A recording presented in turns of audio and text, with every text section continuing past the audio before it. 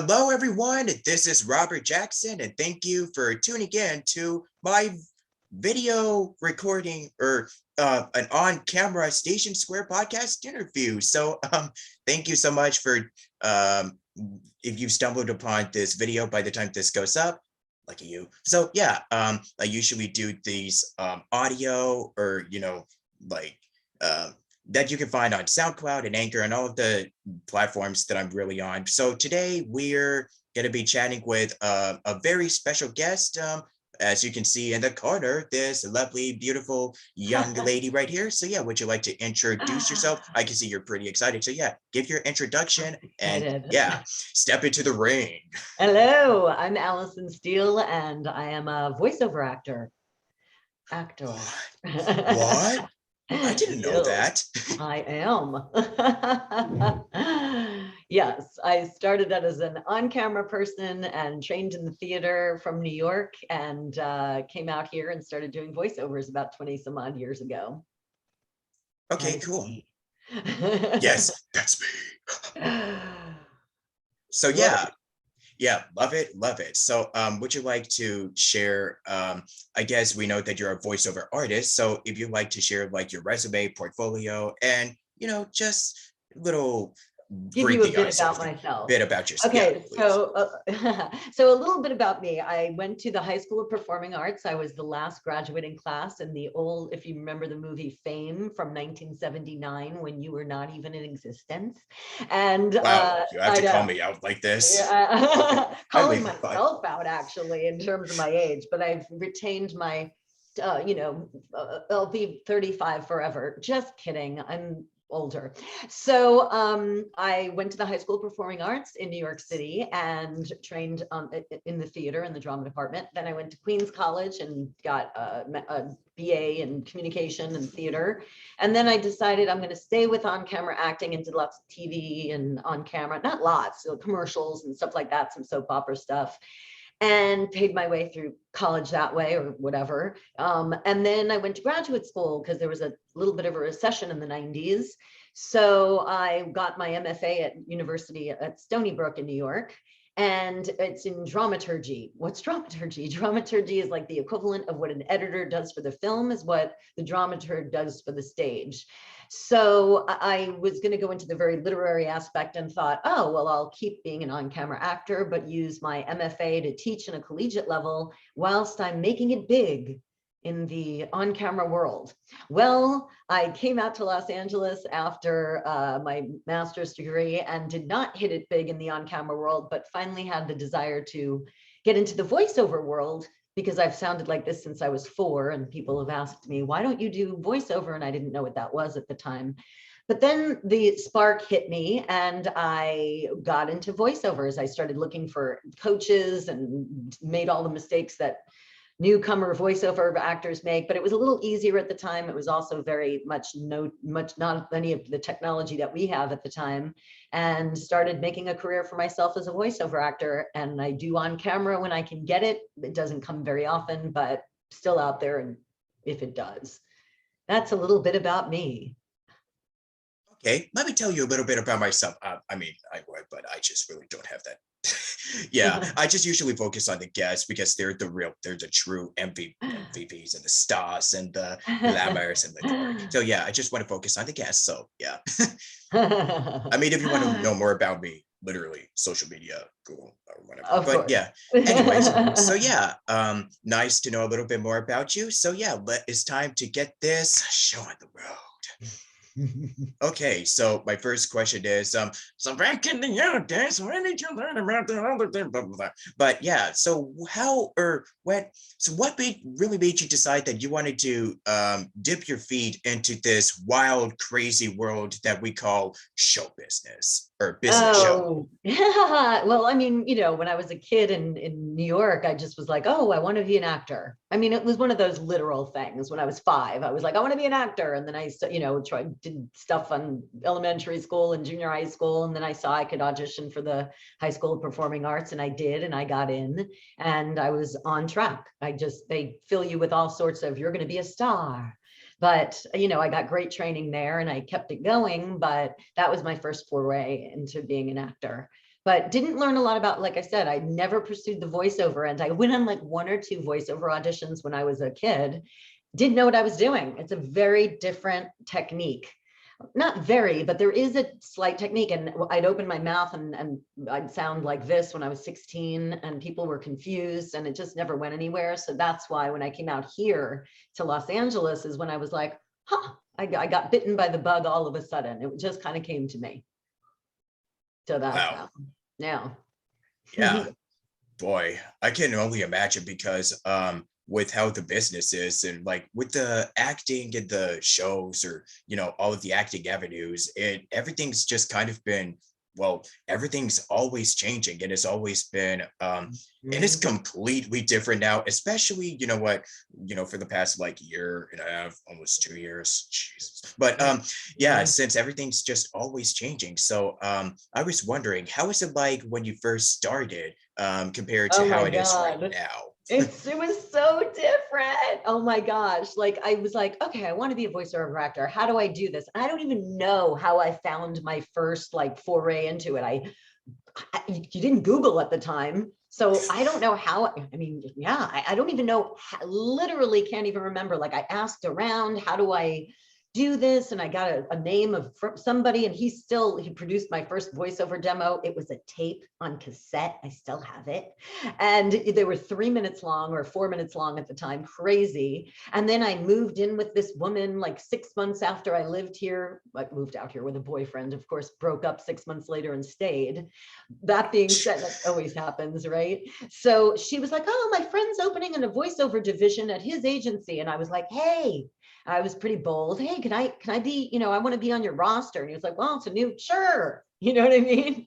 And I didn't know what I was doing. So then I found out through, literally word of mouth. Who do I, because there was no Google.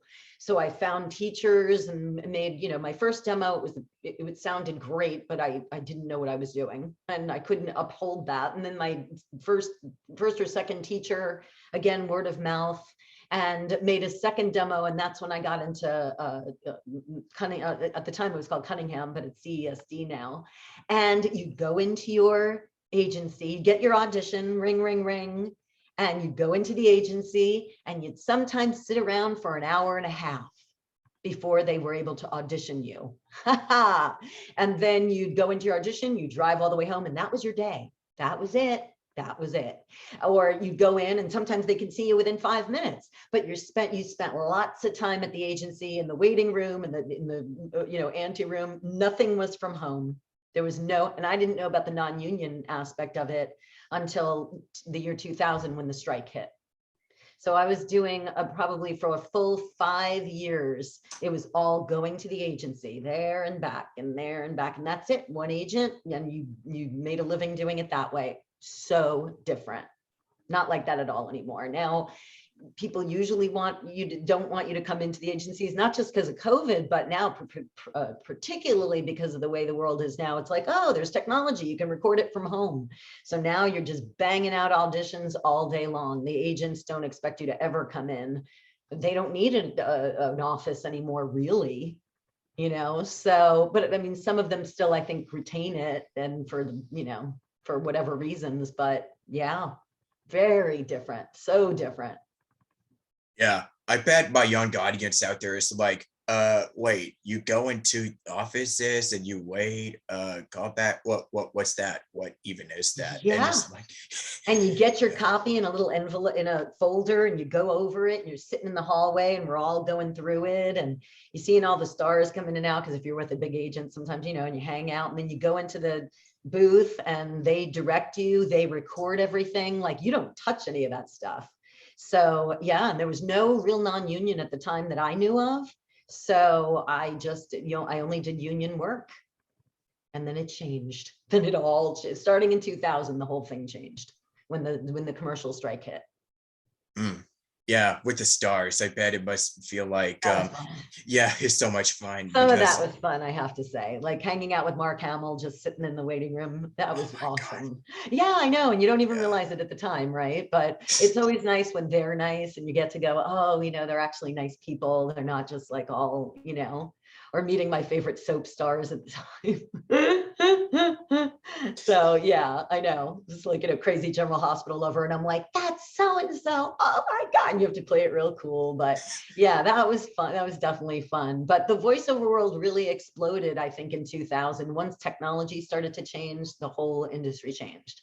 And then also from the commercial strike, something in me said, oh my God, this whole industry is on the track to change. And I was completely correct. And I know that I was one of the only women in LA started to do non-union. And I taught myself that whole path. And along the way, I've seen a lot of people lose their careers because they didn't go in the non-union route. So yeah. Wow. I know. Yeah. But yeah, Mark Hamill, ain't he such a man? He's such a really sweet, nice guy. And you know what? I mean, if he's not the Joker, then he is like one of the sweetest. Like, he's the guy people out there in the business. Totally. So yeah, went from Star Wars and now he's Joker, and now he's like working big time voiceover. Look at him with this, absolutely, with his nominations and the awards. And I'm kidding. Yeah, I'm just really happy. I'm just really. Actually, fun fact, his birthday is on the 25th. We both shared the same birthday. We literally both shared the same birthday. Yay. Yeah. So I shared the same birthday as friggin' Luke Skywalker. So that's awesome. I know. Yeah. There you go. Yeah. So going back still when you were just a wee little lad, so we talked about how you got into the business. So how would you describe like your childhood, and how would you describe like your early formative years, so to speak? Oh, I was a younger sibling to a brother who was 6.5 years older than me, and I idolized him and wanted to be like him. So he started doing an on-camera career in New York, and it never really went anywhere. But I think that's maybe where I was like, I want to do that. And as the younger sibling, I never spoke up and said, I want to do this. This is so me. And like, I just sat there when he was in his agent's office, and I was like a little mouse going like, I should have been bold, right? Because as Tim Robbins says, fortune favors the bold. But I don't know. I just sat there and, I did storytelling contests when I was a kid, and, like was on stage, like in little plays in like I said, elementary and junior high school. So then I really took it by the reins, because like I said, my brother, he went into radio. So of course I had to do radio in college and, stuff like that. So I pretty much wanted to follow what he did, but then went off on my own path. Okay, nice. So, yeah. Did you have like a supportive family where people were? Yeah, they were totally cool. They were like, do whatever. Don't forget, it was the late 70s, early 80s when I was growing up. I was born in the late 60s. So yeah, I'll be 54 next month. I mean, you still look beautiful. I'm just saying. Oh my gosh, thank you. It's the yoga and a little bit of Botox, but I digress. Hey, I got it. I got that one. And my teenagers who keep me young. But yeah, we grew up in a time very different. If you're in New York, you're taking the subway everywhere. You're already, doing drugs and smoking pot, have your fake IDs in the 80s and going to bars. And yeah, so we grew up, it was a little crazy. But, like I said, if you watch the movie Fame, it wasn't exactly like that, but it was, it was pretty crazy. I encourage you to watch the movie. Okay, sure. I'm just gonna do this. Yes. It's like the good old glory days. When you're drinking and smoking at the cigars and you're going up to the bar. This is what we call the Hollywood life, baby. This is the golden, yes. This is the golden age. So yeah. Exactly. So yeah, that's it was crazy. Like my parents were like, do whatever you want. All right. Just you get good grades and do what you follow the rules, and you do what the rules of the house, and there you go.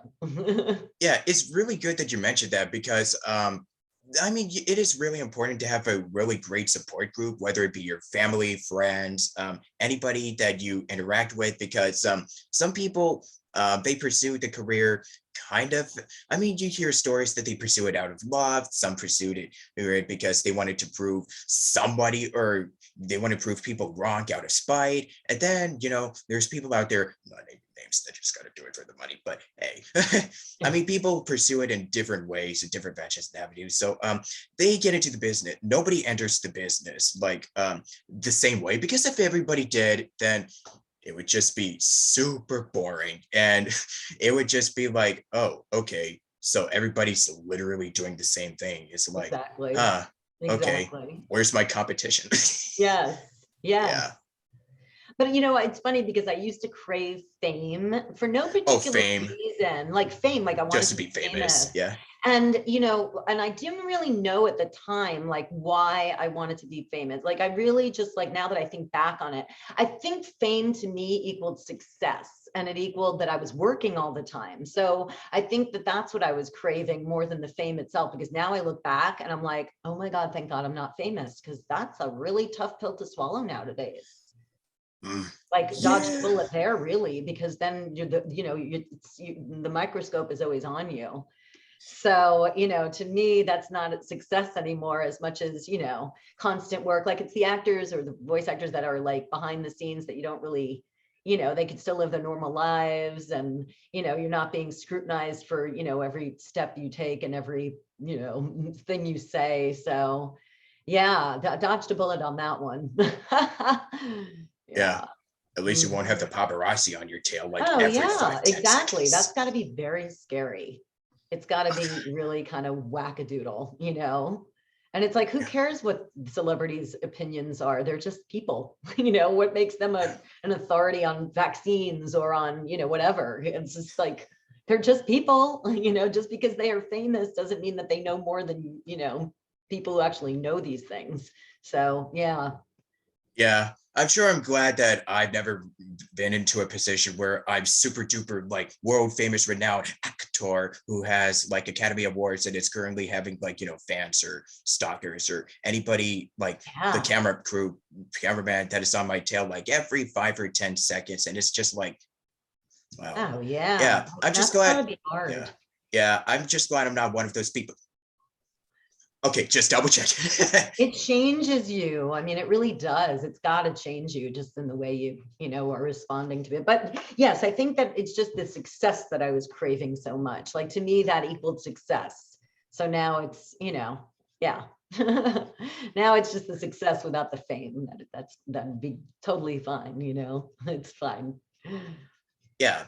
So how did your creative like roots, or when did that like little light bulb in your head first go up? Like, how did you first know that this is something that you really want to do? And it's just you wanted to pursue it and take it to other revenues, and you wanted to make the world know your presence, and you just wanted to let your creative prowess shine, so to speak. Voiceover or acting? Well, just in general, acting, voiceover, Okay, so when I anything. used to go to the theater a lot when I was a kid, and I went when I was 7 years old to my first on-stage play, Shenandoah, and there was a Wow. kid in it, and we were all the way in the back, and I was like mesmerized, because it's a musical, but it's, kind of a sad musical. They don't really ever perform it anymore, as I know of, and it never was revived. And I was like, oh my God, there's a kid on stage. Oh, and I was like, that's what I want to do.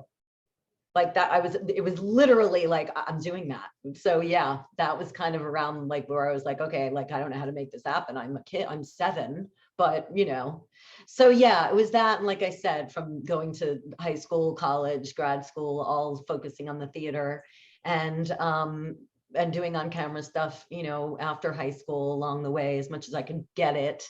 And then, yes, when I came out here, it was a literal like ding, because sometimes you just got to listen to that inner voice. So I listened to my inner voice going, now you're ready to do voiceover. I was like, I don't know what it is, but it sounds really interesting to me. Maybe it'll be a good match with on camera. Because it was such a small field like 20 some odd years ago that, 1996 or whatever it was, you just kind of didn't really know what it was. It was kind of like an inner circle thing. So that's where I went and looked, because, but yeah, I didn't have any desire or know what it was when I lived in New York, ironically. Wow.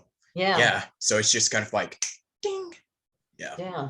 Just, Well, again, I sounded like this my whole life. So people would be like, oh my gosh, you should do voiceovers. And I was like, what? Like, I didn't really understand what they were talking about. what's that? Yeah.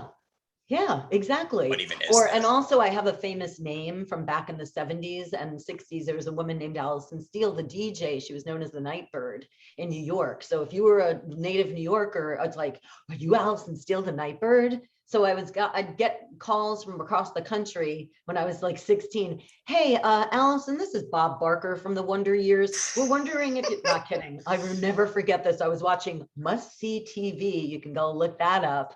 It was Thursday night lineup of like Seinfeld, Cheers, you know, all those shows back in the day. The good I'd watch programs. Thursday night, the good stuff. I was Yeah. in my mom's bedroom. She was doing her meditation thing in the other room. The phone rings. Hello. Hi, this is Bob Barker from the Wonder Years. And I'm like, yeah, is this Alyson Steel? Yes. We'd like to fly you out to do this thing on Wonder Years about blah, blah, blah. And he's going on and on. I'm like, okay. And he was like, great. So let me call your agent. And I go, okay, I got to be honest. And I sounded like this. So I was like, I'm not the Alyson. Oh, okay. Well, I mean, I probably could have gotten. And then several things like that happened. Don Buchwald, the giant agency at the time, and I wasn't doing voiceover in New York, called, hey, Alyson, we'd like to get you in here. And I walked in all of like, I look, you think I look young now, you should have seen me when I was 16. I looked like I was 12.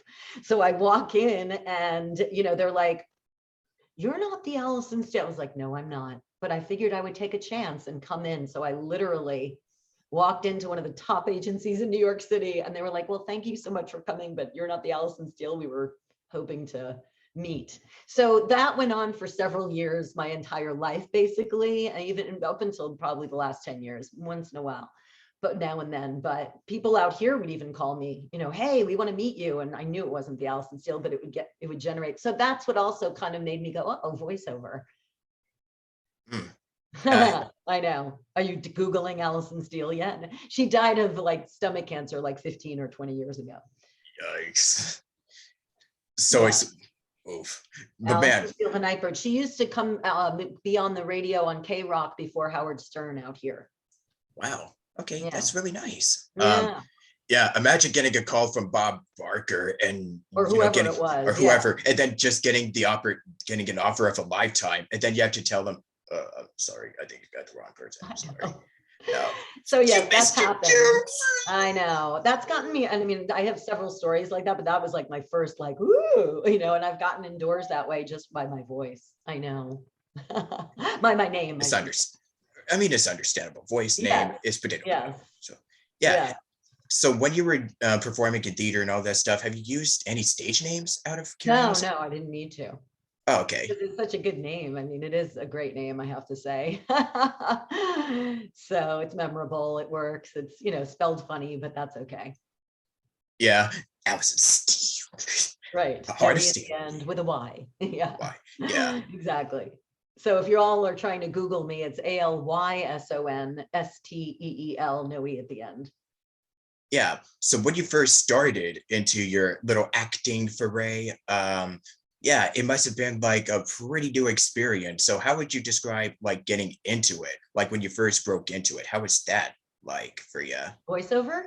Yeah, voiceover, acting, and then you could transition into, So in New York, I was doing, commercials, and I didn't do a ton, but I did some. I would open my mouth and sound like this and look like I was really, literally you could visually see the like the people, like if I got a call back and they'd go, you could literally see all of their faces go, what's coming out of her mouth? And at the time, Demi Moore was pretty popular, but it was like, that wasn't popular yet on radio or TV like it is now, right? So I wasn't, and it was confusing. So anything I booked on camera was no talking.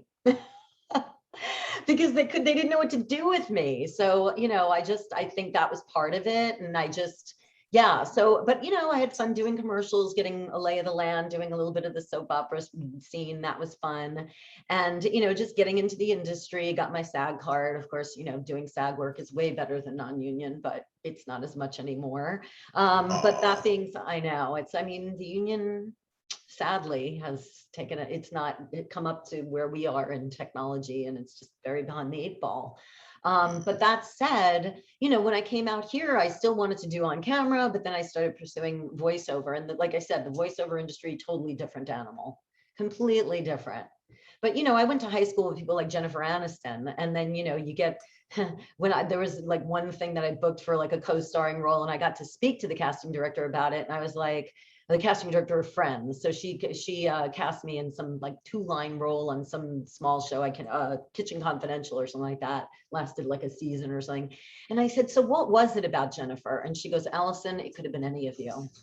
That made me feel better. For some reason, that just that one conversation, some conversations stick.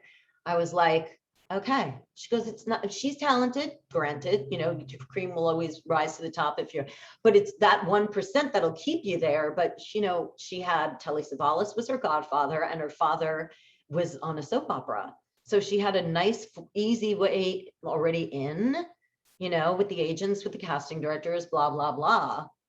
So she's like, really, it could have been any of you. And it just made me feel so much better. Yeah. Some of us just didn't hit. I was like at the wrong time, like she was the it girl, and there was I wasn't in that, I never broke through. So in the on-camera world. So yeah. Yeah.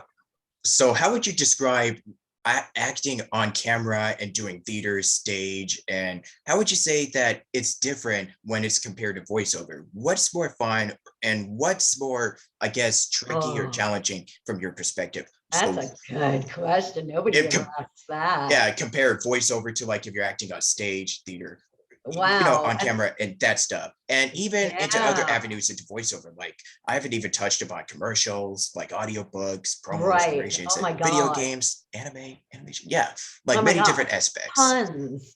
Yeah, being trained for the theater, basically I had to be broken of that, always performing to the back row and being very theatrical, more than you normally are. So that's, for the stage, but the stage is always such a pure, doing a play, there's nothing like it if you're an actor, and it just feels so nice to, to be doing that. But then, I never made it to Broadway or anything like this, but, that's 8 shows a week. You got to be able to have that stamina. But my whole dream was to come out here and get famous so I could go back there and do theater. That happened. No. But the point being that it's very different training. It's much more, in some ways. Then doing on camera, everything again had to be pulled back, because the camera just, especially like my boyfriend always calls me very animated. So, it's much less, you're laughing, but you still want it being real, but you're not like, you have to pull everything back. And that took me years to do as well. I just wasn't trained in that kind of technique. And I think that probably hurt the way that I didn't book roles. So, a lot more pulled back on TV. Took me years to get that. And I wish I would have been trained more for that, knowing it. And then voiceover, everything is only the voice, right? So all of my training from theater and anything from on camera, I put into my voiceover work. And when I teach, I use those techniques as well, if that makes any sense at all. But it all informs, acting, the foray into acting informs your voiceover work. Cool. Yeah, totally. And then of course, like you said, all the different genres of voiceover, I always teach commercial first. So the rainbow of commercial is going to sifting into all of it, even animation. But your acting work comes sifting into animation or anime or audiobooks. All of those techniques, like they all kind of marry each other. But the rainbow of it is learning commercial, in my opinion. Nice. And yeah, there's like many different facets. There's a lot of different work that a lot of people do. Some are paid, some are not as, because I know that anime is like the cheapest paid. I guess it's no like industry secret at this point. But yeah, there's a lot of people that want to get into animation, video games, and animation, since people are naturally very loud and expressive, and they just have this very animated personality. And then for anime, there's like a lot of screaming, and there's many different genres that are out there. So it's like learning the markets, learning the studios, networks, and the buyers, and learning more about the research, more about the companies that I would love to work with someday. I usually do watch like documentaries or like behind the scenes stuff, because that helps me learn what goes on, and what is the tone or the style of the show. You're reading for a different client, and you're reading for different, agencies and whatnot. So I wanted to ask you also, with the amount of work that goes into specifically voiceover, what are some of the main differences if you're reading for, let's say, a show on like Nickelodeon or Nick Jr., or if you're reading for something for like more adult fare, like Adult Swim, Fox, ABC, all the big networks. So yeah. That's a good question. Like, what are the different ways that you read? You have to know your audience. So if you don't know your audience, who you're reading for, I mean, that's going to be one of the main things is know your audience, know who you're reading for. So, something like Adult Swim is going to be much more like kind of edgy and, or Comedy Central. Exactly. And then if you're reading for CBS, it's going to be a little bit, err on the side of that feeling of CBS. So it's all about knowing your audience and shifting that feeling. It's kind of like, look, if you're doing a Tide commercial that's Procter and Gamble, it's going to probably be a lot more friendly and, that sort of thing, as opposed to reading for, I don't know, care.com. You know what I mean? Yeah. It's going to have a little bit, it's going to still be friendly, but it's not going to be that you have to, again, know your audience, get the feel of the product. What are they wanting to put out? So that definitely is going to inform your read. So reading for MTV is going to be much different than reading for, the Cartoon Network. Absolutely. Yeah, it's just again, information and knowing your audience and that sort of thing. But at the end of the day, let's be real. I could do amazing auditions, but I'm also up against 50, sometimes to 100 people, even 10 people. And then if you're the people who are listening, the writers, the directors, the ad people, the clients, they all have to agree. And if they don't hear you as that voice, and then they're like, yeah, but we like that other girl better. It's not your talent. Sometimes it's just, it's a subjective, are you the flavor that day? Yeah. Got to keep that in mind for the newcomers. And even for me, there are times when you get in your head about it. It's like, well, what the hell is going on? Then I hear what's going on and I go, oh, okay. That's why I didn't get that job. They used the girl with the cleaner without the rasp. They used, et cetera, et cetera. Yeah. Sometimes I think it's so true that for all of us that are starting out, and sometimes, there are times where you're like, man, I totally nailed that read. I totally just aced that audition. And then there's sometimes where you feel like, you know what, I think that was fine, but I think I'm just gonna, just leave it be. And then, sometimes the auditions where you feel like you were kind of upon is the one that you end up booking. This happens, cause it happens a lot all the time, like no joke. It happens to me. There's auditions that I send out that I'm like, I actually like it, but then I'd be happy for the person that did book the gig because they had the more fitting, they had this little something in their audition that they did that really seemed to stand out to the casting director. Yeah. So it could be the acting choices, the sound of their the cadence or the voice, or Absolutely. their audio quality, which is a must. There's all sorts of factors that goes on, because you don't know what so how I look at it, it's sometimes you don't know what the directors want. Sometimes they have a specific take on what they want in a commercial read or for a character, and so you just go in and do the best you got and bring yourself into an audition, essentially. Yes. And then if you don't book it, absolutely, if you don't book it, you just got to move on to the next thing. Exactly. And it's like, it's not a commentary on your talent per se. That's what people have to remember. It's like, then like I said, I literally heard a commercial a few months ago that I didn't get. And I thought, oh, I got this in the bed. This is so me. And then when I heard who they chose, I was like, really?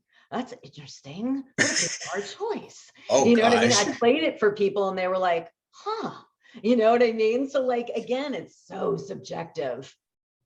And you could just rock it out and you got to just let it go.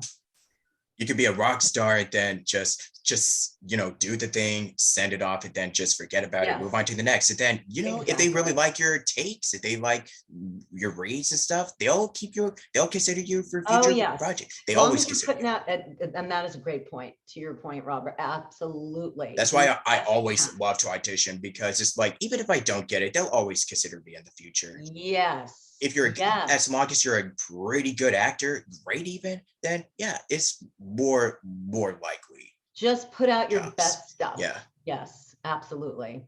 Absolutely. Even if it's cringe or embarrassing, just do it. Yeah. Oh, yes. So when you first started out and looking at where you're at right now, did you expect to get to, I mean, you talked about you want to strive for the fame and the fortune and, the Broadway Shakespeare, to be or not to be, and stuff like that. So did you expect to uh, travel alongside to this path? Or at least, was it something that you had in mind? Was it something that's completely different from your original aspirations and your original goals that you had in Oh, mind good at first? And question. did you That's expect to get to where, you know, now you've been working at doing this for a very long time? So were you expecting to get like at least this amount of work being offered, or just auditioning and getting this renowned and well known today? oh my Back to God, where that's you a were great like, question. yeah, 20, 30, 40-ish, some years ago. Yeah.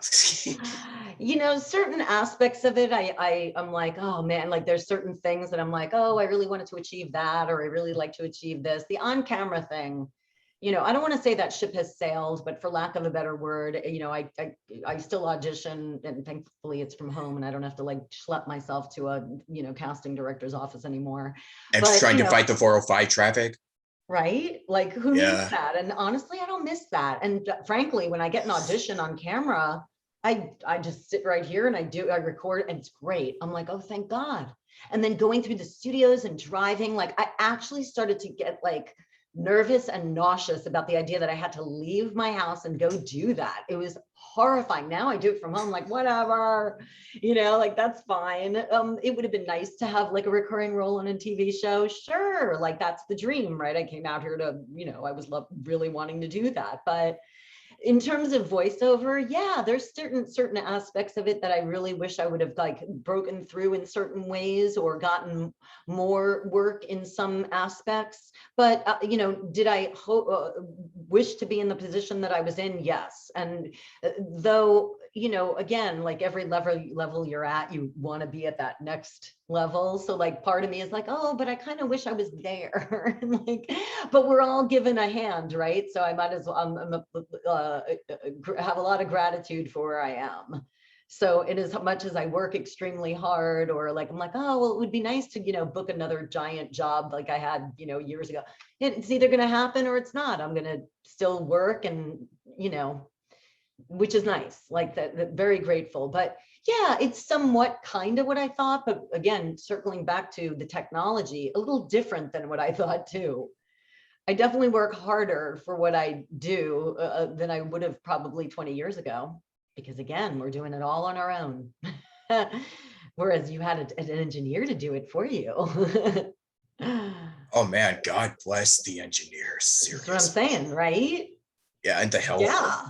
in the medical healthcare work. Yeah, just these people are the true heroes, like healthcare Yeah. wise, and also you got the engineers to make you, because since everybody's been recording remotely from home now, so they have to make sure that everybody is totally synced up, and you have to make sure that the quality is like at least raise the Exactly. bar and make sure that everybody Exactly. sounds like they're all in the same room together, like studio, in studio. So and I remember that when the pandemic first started, everybody was scrambling, like literally. I mean, if you already had like a little, like as you, I'm not sure if you can see right now, but I'm Mhm. literally sitting like to the left of me is my little closet, which I do my it's my little cave that I do my little voiceovers in, clothes, blankets, and stuff like that. Like literally, I would joke around saying, "Oh my gosh, it's the traffic was horrible. I have to walk 2 steps into my booth." It's like, but yeah, it's like everybody was scrambling, because they had to do it like quick. So right when it Mhm. started, but now business is running as usual. So it's like man, I bet people are going to look back and be like, oh my gosh, I was almost out of a job because I didn't have a home studio. I Yeah, mean, a lot had home studios, but I guess people were so used to going in person into whatever sessions that they had. So it's like, yeah, it's um, okay. And then at the same time, it's like best to be prepared in yes, case stuff like this happens. But luckily, there's resources, there's all sorts of information. And the best part totally. is it's totally free. It's all free. Yes, Yeah. totally. Like there's stuff that I'll, give resources to at the end of this. But yeah, for anybody who wants to give this a shot, yeah, I'll stick around to the very end. So yeah, let's see. Yeah, there's a lot that we've discussed, but yeah, it's like from your humble beginnings to, I guess, superstar status Oh, or so. I mean, I'm just being really flattering and yeah, I'm just being very really. nice. Yeah. So let's see, what's something that you wish that you've learned in voiceover, like when you first started out, or like something that you wish you learned in VO, or if you could tell us some stuff that you wish that you knew before that you definitely know Oh now, my like gosh. mistakes and Oh my the gosh. failures and Such a yeah, good question. Yeah. First of all, I wish we're I going never made, there. wish I never made a demo before I was ready, because that just does nothing for you. You cannot, I could not uphold what I did. I was directable. I was raw. I had no technique. And so you're going to go to a demo producer and get signed. He's still around. I went and I said, I want a demo. And what is he going to say? No. He took my however much at the time and he made me a demo. I didn't know how I was going to replicate what I did. I had no technique at all, for the most part. So I wish, so I made those mistakes. I wish that, well, it's not the teacher's fault, but I studied with so many different teachers that I take all the stuff I learned and I give it to my students. I wish I had known a lot of, it took me a while to learn a lot of the stuff along the way. Does that make sense? So certain things I'm like, damn, like I know I'm teaching in a much more like fashion where I throw it all out. Like it doesn't take years for, like, it took me years to get certain things to understand, to work with different teachers. And again, not for this teacher's fault, but there was nobody, everybody taught their own little pieces of the pie and I had to kind of put it all together. So that was but yeah, definitely the demo thing, and don't do it before you're ready, because if you get out there, you will potentially fall flat on your ass. And that is just, you get one chance to make an impression, and agents remember. I know they remember. I test them. I've talked to them. People know who I am in the industry. And there is an agent too who recently took on one of my students. He had reached out to her 3 years ago with 3 years ago with a commercial demo. Didn't get picked up. Just made a new animation demo. I said, and I do help with marketing as well on phase 2 after your demo. And I said, reach out again. Wouldn't you know it? He got a phone call 6 weeks after he reached out. And she goes, I remember you. You reached out to us a few years ago. Okay, now we'll take you on. But she remembered. It's their job to remember. So don't keep sending the same demo over and over again, because no, they'll remember. That's their job. That's the way their brain works, right? Like that's where they're good at their job. So, oh yeah, don't make all the mistakes that people say. Just get a coach that's supposed to walk you through the process and be your mentor, but get somebody who you can trust. And the coaches will be your most expensive investment, most likely, but that's the way it should be. You're trying to learn a new industry. So yes, I wish I could have known a little bit more, as opposed to some of it taking years. Does that make sense? Oh yeah, definitely. Yeah. People really underestimate how, yeah, agents in studios, they have really good memory. So yeah, Oh my God. they I really mean, I have underestimate that. proof, like literally I have proof, like people, agents tell you these things, especially if you start becoming friendly with them and it's been, you know Yeah. what I mean? Oh yeah, countless. I know the ins, know somebody who knows the ins and the outs. So Yeah. yes, study with somebody who, don't go to one of those large places also. That's the other thing. It's like, I mean, Mm. not that I made this mistake, but coulda if I was younger, or didn't know, but people will go to places, that are such a voice, Ed Studio. I hate to be disparaging, but like, no, they're out to get your money. Don't pay in advance for any training. Don't do that. It didn't exist when I started, and it shouldn't exist now. They're out to get your money. No. Mm-mm. Go with somebody who has integrity, for God's sakes. I've turned people away, and I will test you from the minute I get an email from you. So, it's all like, not test, but I feel you out. I know what's going on. I get into your brain. So like, find a coach that's going to do that.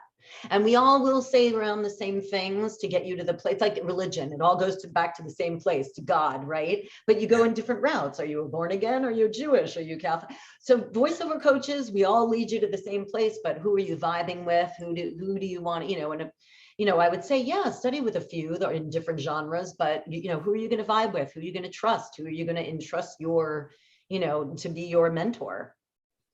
Yeah.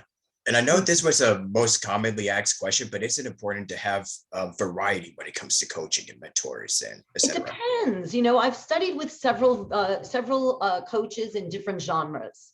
But if you're just starting out, you're not going to study with like two coaches for commercial at the same time, because that could get a little like, A, it could get expensive, and B, it's just like you want to stick with somebody who's going to really just go, okay, but yeah, at some point, go, I'll say, go study with Maurice now. She won't teach somebody unless they're with, at a certain level. So like there's some, but I teach her techniques though. So there you go. So it's, you just want to study with people. So, I would say, stick with one. If somebody wants to study animation, I'll say, go to this person, or audio, go this, I say. So I definitely will guide the person and say, okay, you need to go there now. You need to go there now.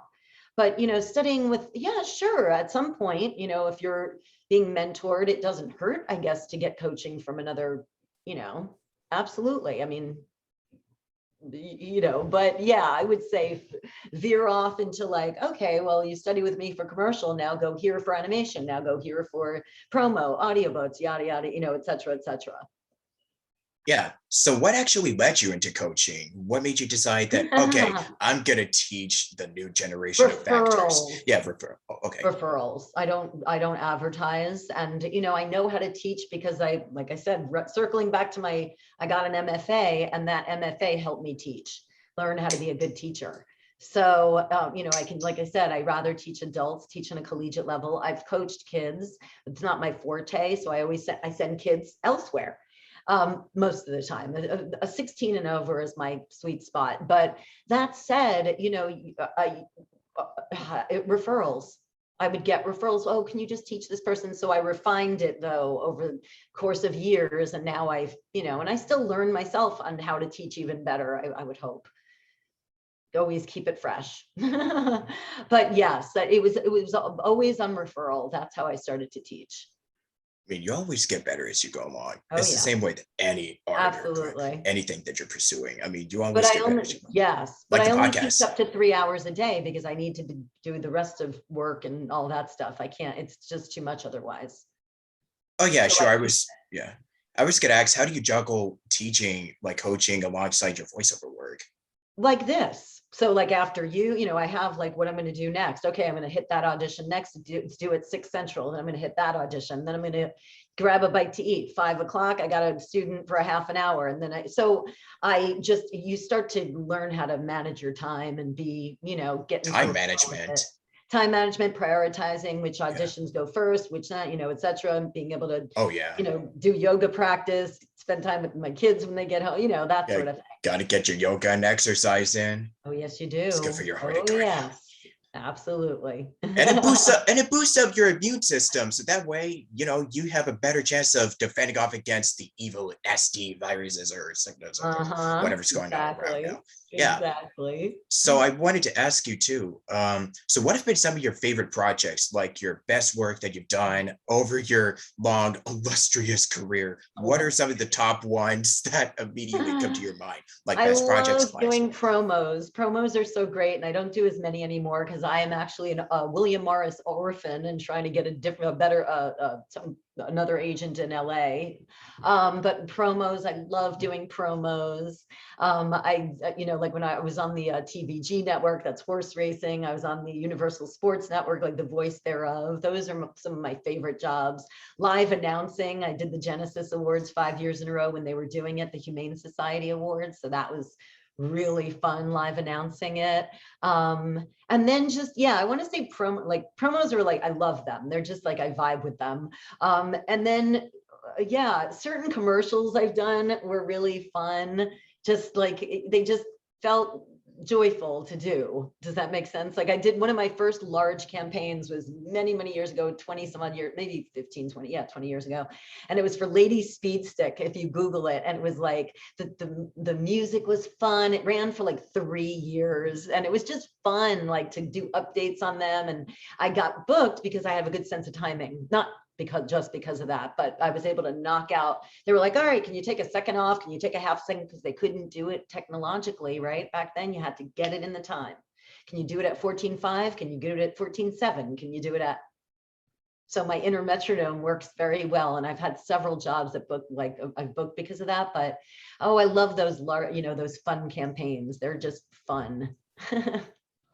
Yeah, I was also gonna ask like character work. Like, what were some of your favorite productions that you did for on-camera theater? Yeah, we're gonna get into your on-camera stuff and theater, that stuff. So, favorite productions or plays that you've been a part of, if you could recall, because I know it's been like eons, ages. Yeah, and I don't do as much theater anymore. Well, okay, well, I worked on Stacked on camera. That was really fun because I got to work with Pamela Anderson, and that was like my first foray into doing a sitcom. And that's my dream because it's like a play in real life.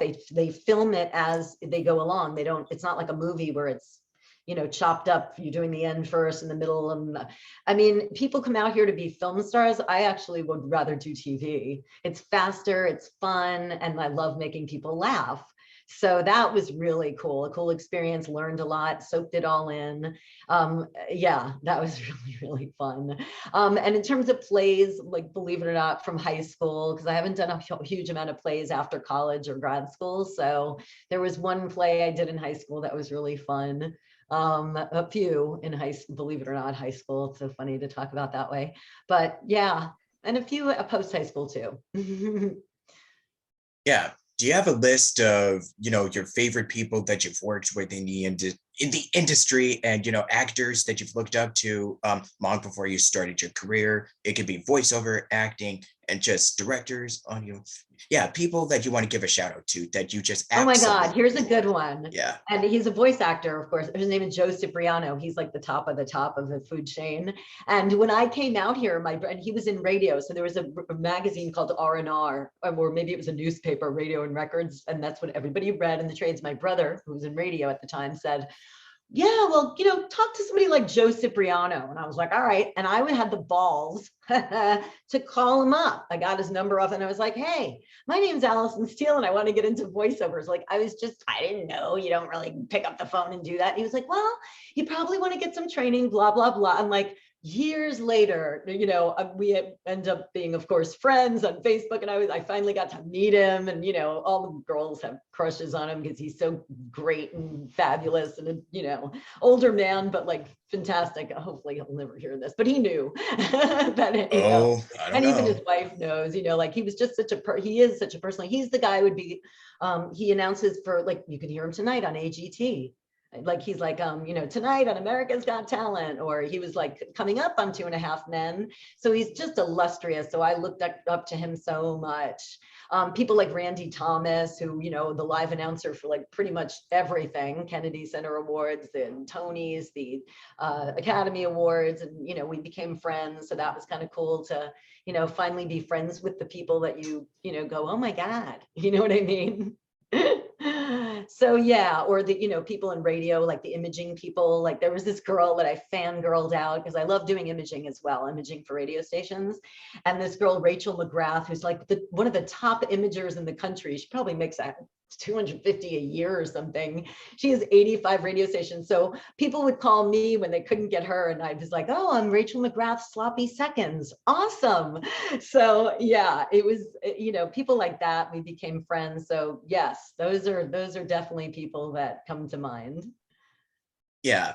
like influences and inspirations are super Yes. cool. Like you look up to them as, Oh you yeah. idolize and idols, and then it turns out you become friends with them. And it's like, oh, Yes. okay, nice to see you at the studio today. Hey, Yes. we're gonna rock this gig. Let's get. Exactly. And it's like Exactly. so nice that this is a really welcoming, loving, and supportive community. Like voice Totally. actors always look out for each other. And yeah, we go through the highs and lows, especially, as of recent times. But yeah, we have to look out for each other.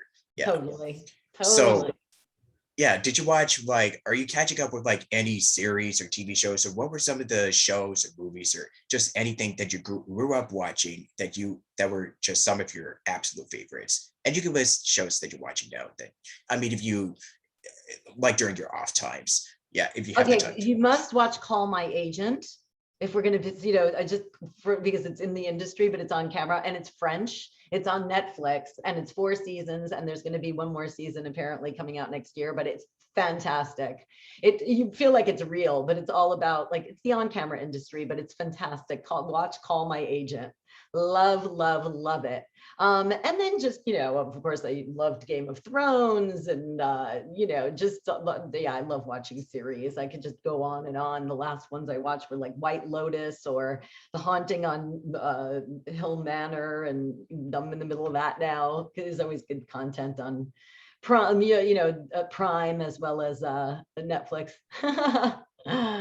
Yeah. Cool. Were there like any movie stars or actors that you've I know you mentioned once that you're friends with, but anybody in particular that you grew up, that you've watched the movies and shows that you also were a huge fan of? Wow. I mean, I was such a girl with crushes. Like Christopher Reeves in the original Oh Superman. my gosh. Sylvester Stallone was on my wall, and like we all just like wanted to be like with those guys, and then rock stars that it was all about the rock stars and like those movie stars back then in the 80s and 70s. So yeah, growing up listening to the Bee Gees, but then again listening to rock as well. So Queen and the Who. Oh man, you're now sparking up my music taste. Yeah. I'd like to say I'm eclectic, so there you go. And there's like David Bowie and Oh, all I of was those. just gonna say Bowie. Yeah. You took the words out of my mouth. Yeah. Yes. ELO, Yeah. ELP, all the greats. Yeah. I've I have an entire list of actors, but right now I'm just gonna say Robin Williams because he's the Oh one who immediately yeah. comes up. He always comes up on top whenever I think of like comedians or people who inspired Oh, like of my course. sense of humor and just like quirky, snappy improv timing. Yeah, he was the Yeah, master at it, he and was yeah, I love him so master. much. Yeah, I Absolutely. rewatch his movies from time to time, and it's just like, oh my gosh, I just never just there's not like never one dull moment that I have every time I rewatch some of his older films. And it's like, yeah, he was just a genius. He really was. Yeah. Watch God's the hands. documentary Oh, Val. That'll give you a whole new respect for Val Kilmer. oh, okay. Juilliard Nice. trained, and yeah, like that totally opened my eyes, and I was like, wow, okay. This guy was the real deal. I mean, his voice gone. Man. So Mhm. real quick, what are some of the benefits? Because I know there's like a lot of work that are unionized and of course non-union. So the differences between I guess when it comes to being a SAG-AFTRA member or a unionized actor to like if you're working non-union. So what are the benefits of joining a union and what are the main differences between both spectrums? Well, you're not really trying to join the union per se anymore until you're Taft-Hartley'd in. So you get one free gig and you get a union wages.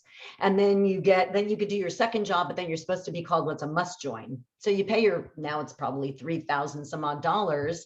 And then you should really only be doing union work.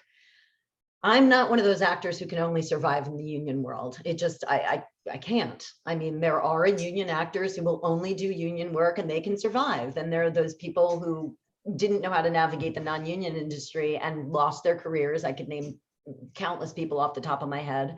And then there are people like me who knew how to transition into the non-union world and just crossed their fingers. They weren't going to be told off by the union. And then it became, well, now most of it's 85% non-union anyway. it's so much nicer to be, I mean, look, I've been a union member since I was 16. I had full health benefits, pension, the whole thing. And it's great, you know, if you can get it, but at the end of the day, I'd rather pay my own health insurance and be able to put food on my table and do non-union. So, you know, is it better to be doing union work? If you can get it, absolutely. And if that's all you're doing, God bless you. But if you have to do non-union work to, you know, the wages are sometimes going to be sometimes almost the same depending on what you're doing. Now, if you're doing, let's say, ADR, you might only get non-union, you'll get 900 for the day and no residuals, for example. But if you're doing ADR for union, you'll get lifetime residuals till the end of the film or series ends or whatever for 20, 30 years. So the residuals in the union are incredible. And like I said, the health and the benefits, you know, if you can, but you know, I know, you know, that again, the cream of the crop are there, some of them, and that's great for them, but I do what I have to do. But yeah, even the non-union now stuff is getting better in terms of the wages, but you know, and the rebuys and stuff like that. But you know, you're not going to get residuals for a lifetime off a movie or a TV show in a non-union world. So, you know, they both have the pluses and minuses. It's like I'd rather just make a living and be able to put away money than say no to non-union work and basically not have a career.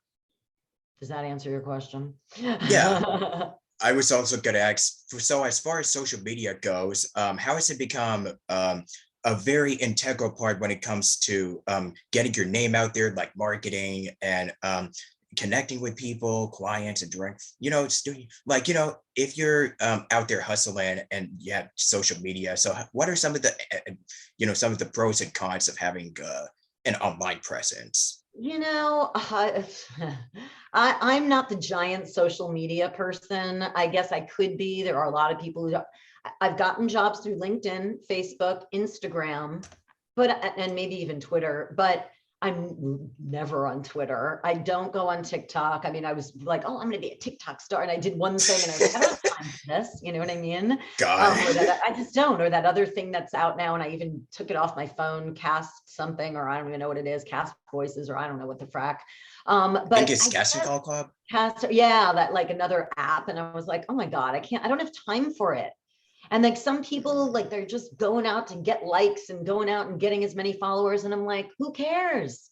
You know, maybe it'll garner me some students, but it's like, I don't need to go marketing myself that way. And honestly, like, I don't probably use it to its fullest, but I don't find it like, you're not going to get probably like, you know, ongoing. I mean, I don't know. I'm not like a huge social media marketer person. I don't know how far it's going to actually get you in terms of booking jobs. Maybe some, but I don't know if it's going to be the ultimate. Does that make sense? Yeah. And I was, use it for its, you know, some of it, but it's, you know, it's a wing and a prayer if you're going to, you know, all of a sudden, but yeah, I mean, it does have its uses though. You know, there are certain agents that follow, there's certain, you know, and so I'm careful what I put out, or I'm, you know, obtuse about it, but yeah. Yeah. So how do you go on about, you know, putting yourself out there and, you know, you're doing your little, not social media, but like marketing and not, I guess, if advertising the right word, but no, like, you know, when connecting marketing. So what are some ways to go on about it? Do you have any tips to go about it without, you know, coming across as desperate or like begging or, you know, I mean, like being a total like butt kisser, you know? I could go on and on. So I'm just going to stop there. I'm just going to stop here. I know. I mean, you know, again, you know, email is going to probably be the best way, you know, hitting somebody up on a direct DM or whatever. In a DM, slide into the DMs. You know, the agents don't really want that. You know, unless you're like, hey, I just booked this $100,000 job and I need some, you know, then they're like, okay, come on in, you know, but like you go through the traditional route, if you ask me, you know, you hit them up on LinkedIn, but that's again, I feel comfortable doing that because I've been around a really long time. So I'm like, hey, so-and-so, you know, you want to pick me out, you know, like, and I have nothing to lose. And they already kind of know me. So I'm like, you know, in that way, I'm kind of lucky. But if I were a newcomer, I wouldn't necessarily be hitting up the president of Atlas saying, hey, like I did. Okay. So do you recall some of the funniest recording sessions that you've ever had? like Oh my God. bloopers, outtakes, as I much as we curse keep like it a clean. sailor, so I'm surprised I haven't already. But yeah, I mean, I have some stuff that's funny. I mean, like, just like, I mean, yeah, a lot of it ends up being cursing. I sound like I have Tourette's sometimes because I do use that as part of my get rid of my energy thing. Mm. Nothing that comes to mind offhand, though. Yeah, and I know that a lot of actors, there's this term that is called the imposter syndrome, where, Yes. yeah, do you have any tips on, for people that Mm, struggle with this and, other like yeah. negative thoughts? And yeah, That's a lot of like, get a coach, get somebody to check, because yes. I mean, I have YouTubers coming to me who have 10 million subscribers and they're like weeping on our first, and I'm not barely even, teaching them much at first, but it's very much here. So that's why you want to coach, because much of it turns into a discussion. And that's where that will help. The tips are get a coach, get somebody you can talk to, get somebody you can study with, and that is going to talk you off the cliff. So that's also why having a coach to me is imperative, because of that, because the imposter syndrome. yeah, self-care. So Oh yeah. yeah, yep. So are there any plans for the future you want to discuss? Any upcoming projects or other work we can look forward to that is not under NDA, because I don't want to get you in I trouble. know the journey day. Yeah, yeah.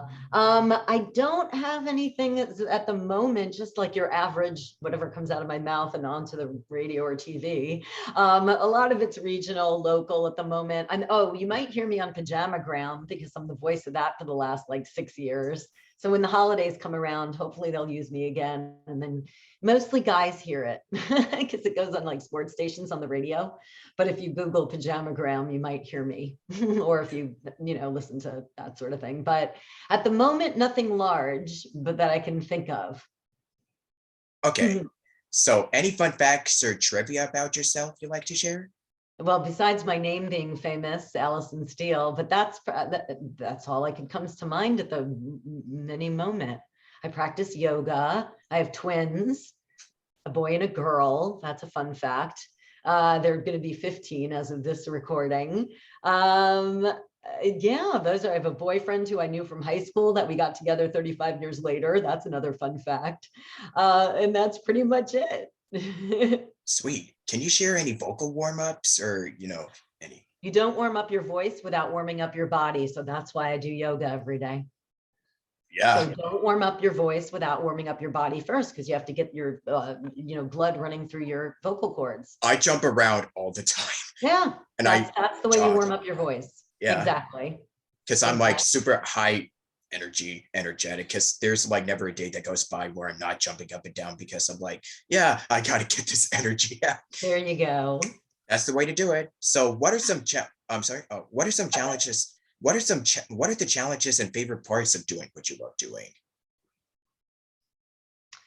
Some of the challenges could sometimes be I don't want to say imposter syndrome, but like going through at any level of your career, you're going to go, okay, is it me? Like, what the fuck is happening with her? You know what I mean? Like, why? Like, what, like on certain bookings and you just have to like, that is a challenge for anybody. And if you ask me in this industry, but it's talking yourself and all that stuff that I teach my students to do, and then some of the challenges, like if I don't, like there are certain jobs that I hadn't done a few years ago. I did a job that I'd never quite done before. And I was like, oh my God, this is the hardest thing I've ever had to do. And you just have to like focus up and do all the stuff that you learn about your warm-ups and this and that, and about your focus, and do what I teach from literally day 2. So yeah, I follow my own rules. Yeah. So Yeah. since we are still unfortunately dealing with the, what's right now, what usually keeps you occupied and busy, alongside voiceover coaching, and do you have any other hobbies that you like to do? I'm just looking at this. Sorry, I was looking at somebody calling because I probably have to go soon to record. Oh yeah, Like I 10 said, minutes. yoga, I have my kids, boyfriend. So, just reading, listening to music, watching TV, or good shows, whatever. So yeah, that's pretty much. Yeah. So how do you balance out or juggle in between, your work, professional life, and your personal life? You start to, as the work comes in, you just start to get into a flow. It's almost like, when people go, oh my God, but what if and you go, well, it's not that it's going to happen immediately. You just kind of start to get used to it. Does that make sense? So it's Yeah, like in the totally. beginning, I wasn't used to teaching 3 students a day. And then all of a sudden, when I have 3 students, I go, okay. And you get used to it after a while. You just get into a routine and you start to go, oh, okay. Like, and you temper your energy and, so you just start to like manage it as it comes along, and time management. Yeah. Yeah. Would you say that singing is a good way to warm up your voice? No, no, singing to warm up? Hell no. Warm up by exercising. Warm up your body. That will warm up your voice. I never do vocal exercises. Maybe like, the chewing thing, like Yeah. fast, and like making sure my jaw Oh, is yeah. loose, and that sort of thing. And I do that throughout the day, or in my practice, or in my yoga practice, in my car, or whatever. But yeah, I mean, I literally, like, warming up your voice is via warming up your body. Yeah. Wow, I never heard that before. Okay, you learn something new every day, like I said. It's an acting tip. Yes. Yeah. So would you say, do you have like any, I guess, what are some opportunities or jobs that you would love to book? If you wanted to be a part of your favorite, like, I don't know, something, what would they be and why? What Oh, dream gigs would you promos. want? It's the gift that keeps on giving. It's promos. They're fast. They're, like they just, it's the gift that keeps on giving. You're constantly doing later on today, tomorrow on today, next week on today, that sort of thing. The announcer for a show, those are that. And imaging, just constant imaging is fun.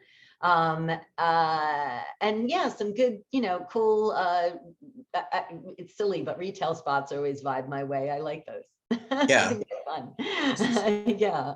So how would you say that COVID and the pandemic, how do you think, what would you say, how did it really affect or made a big not trajectory, but how would you say that it really changed or, the way that the industry is working? And what would you like to see in the future? How would you say that it's going to continue to change going forward? So how has it personally affected your life and where do you see it progressing as we go along? It affected me by making me more of a shut-in because I'm used to be Introverts for life. Yeah, right. Like Yeah. I Hey. just leaving my house today would be great, just to even take a walk. But so it's definitely, and also more students. I mean, I've been graced with the fact that people are like, oh, I want to be a voiceover actor, teach me. And I'm like, all right, so it's given me a lot of, a lot more students via that, just by sheer, people are like, I don't want to waste my life anymore. I want to try to pursue my dream. Okay.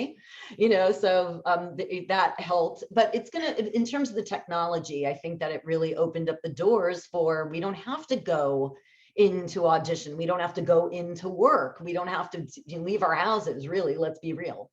So that's how I think it'll stay that way, probably, for the most part. Okay. I would have asked like if you would like to demonstrate your vocal range, but I think we have demos and everything on your You website. do, go on my So website. yeah. Yes, absolutely. Okay. So we've got 5 minutes left. So what would you want to say to your younger self before you set off your path into your passions of what you want to do in life? If there's something, if you'd like to write to your younger self or say to them, what would it Oh my be and God, you're gonna why? laugh at this one. You should have gotten a nose job way earlier. Because it made me more confident, and I felt like I always, like, it just hindered my confidence, I think. So yeah, that get as I should have moved out to LA probably sooner, and really just like went for it, did more. I should have done more theater at the time that I had the opportunity to. I should have, I wish I could have studied with, certain teachers, well, more, or again, or, that sort of thing. And really pursue, just, I wish I had, the confidence that I have now, but I guess there was no way of instilling that in myself back then, but, it would have helped. You gotta, and I always faked it, the confidence, till I made it, but, just go in and go with gusto, you know what I mean? Go for it. But I did really go for it, but I just, yeah, definitely going for particularly the on-camera stuff. I wish I would have, certain stuff about, going for it a little more so, and more than in different ways. Hmm. Yeah.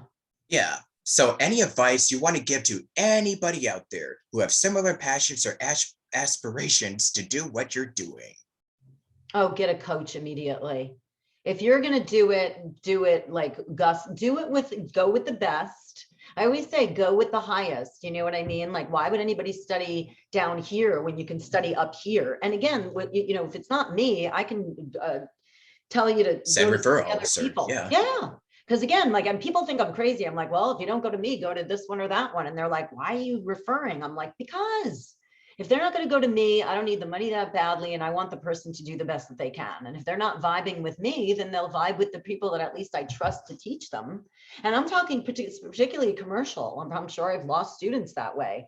But yeah, get a coach, get somebody to walk you through. I mean, I've had several, like I said, but I don't know if I was, it was a different time. I didn't have to necessarily be walked through the industry by the hand at that time, but that certainly my teachers at that time helped me for sure. So get a coach. Yes, everything's Googleable, but why are you going to spend hours on Google and get a million different opinions and when you should go with somebody that you trust? I mean, like for anything else, you go to, to become a lawyer, you go to teachers and you go to, certain, to become a doctor, same thing. I'm not comparing ourselves to, rocket science here, but you're learning a new field, you're learning a new industry, learn everything there is to know about the industry.